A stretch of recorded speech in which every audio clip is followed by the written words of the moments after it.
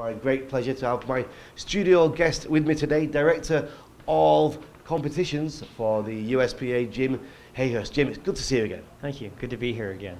We're going to be talking a little bit about a book. You've got a book in progress. Tell us something about that. Well, it's called Jinks, and it's the story of the Stratos high-altitude record jump by Felix Baumgartner, and then the StratEx high-altitude jump by Alan Eustace. So it's a comparison between both of those record attempts. Yeah, I was the official observer for both, which put me on the inside, which is a rare opportunity. So I saw all three live jumps that Felix made in October, well, actually across the year of 2012, one in March, one in July, and then the one that everyone saw on the internet in October of 2012.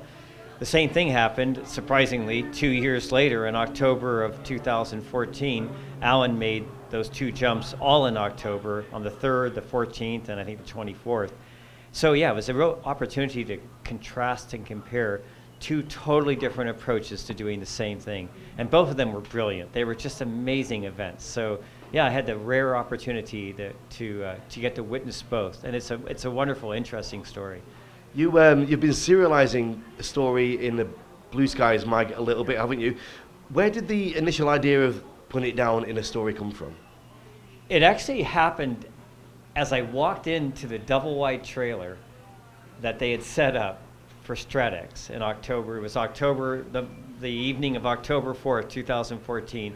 After everyone's seen the luxury and the media spin of Red Bull. I mean, it was an extravaganza and perfectly appropriate for what they were doing, but it was just off the charts, 5-star, first-class luxury project.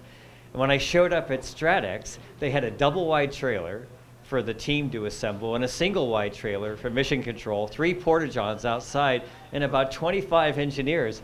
And I thought to myself, oh my God, the contrast and compare between these two projects, it's priceless.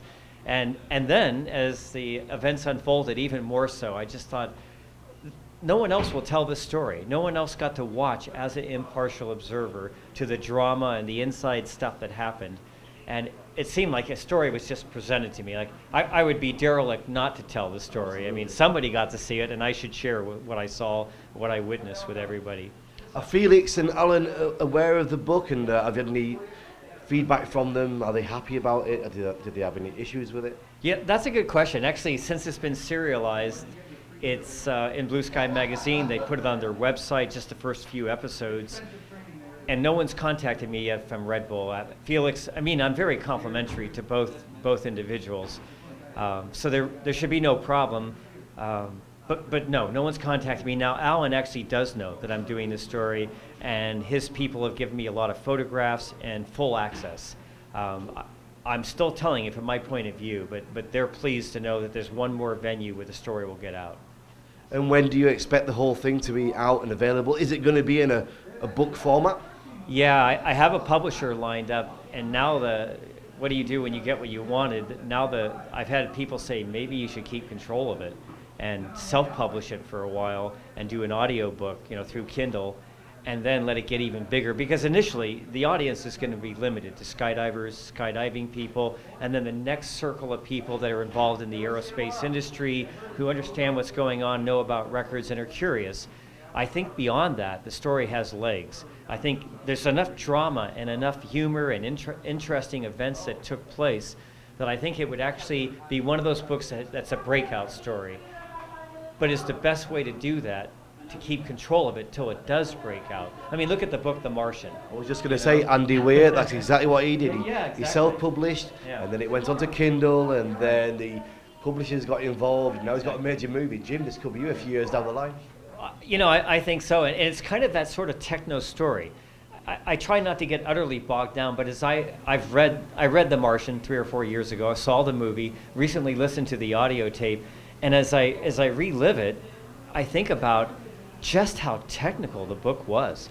It's actually more technical than my story. I mean, there's more discussions about the growth of potatoes and the oxygenation processes. It goes really deep in that, and yet it broke through. This book actually is less technological. About the deepest I get into technology is GPS. And everyone's pretty familiar with GPS. They have it on their phones. So I think it doesn't have that barrier between me and the audience of getting too bogged down in numbers, and yet it is sort of a nerd's book. I mean, Alan Eustace was the ultimate nerd. He's an engineer at heart, and he approached it from an engineering point of view. So here's one effort, which was ultimately marketing, and then here's this other effort that was just gritty engineering. And they each had their place. They were each charming in their own way. So it sounds like it's going to be a great book. Jim, you're involved in both of those records. From your perspective, probably somebody who knows better than most, what's going to be the next step? Wow, I think it's called Worldview. There was actually a real serendipitous event that had happened during StratEx.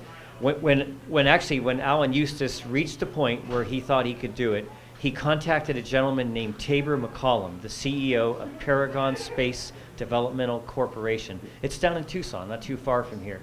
And they had been working with NASA. They had helped with the International Space Station.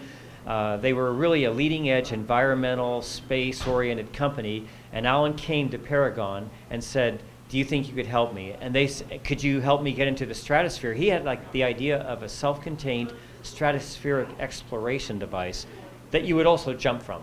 But it wasn't just about beating Felix, it was about exploring the stratosphere, which is actually, there's only been 4 people that have stayed at any time at all in the stratosphere, where over, 550 people have been to space, thousands have been on the top of Mount Everest, so it really is a new territory. Back to the point, StratEx and Paragon SDC were able to collaborate, and the technology that they used for StratEx was the core technology that Paragon was after, which is they want to build an 8-person capsule, Kevlar laminate pressure vessel that carries 8 people and a pilot, carry that up to 105,000 feet, float in the stratosphere for 5 hours or 3 hours, and then cut it free and fly down to a safe landing under a giant parafoil. And they had this vision just about the time Alan showed up. So it was, what do you call it, serendipity. It was the perfect marriage of 2 different ideas together. And so the StratEx jump was the seed core development of this Worldview vision. Right now, Worldview is, in fact, either this weekend or this coming weekend, they're going to carry a 1,000-pound payload up to 100,000 feet and then fly it back down to Earth with a parafoil. And this is kind of more the common man's space journey. You know about the Virgin Galactic space vehicle, and up into space, and then a parabola, and then back down with a short re-entry.